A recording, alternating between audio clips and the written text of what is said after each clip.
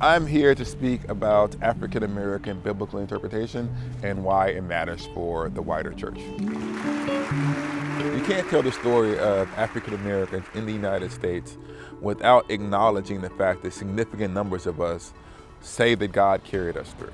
When Juneteenth finally happened and the news of emancipation makes it all the way to Galveston, Texas, what do? They go to church and they praise God. It's not that God saves us from every difficult thing, but God was with us in the midst of those difficult things, and He gave us courage to resist. I hope the audience gets a better understanding of the culture, ethos, and rhythms of the Black church and the distinctive gifts we offer to the body of Christ. And most people know very little about the story of Black Christianity in America, and so they might be surprised about things they had never considered, but they also might be surprised at what they find. Oh, I believe this too, regardless of where you come from.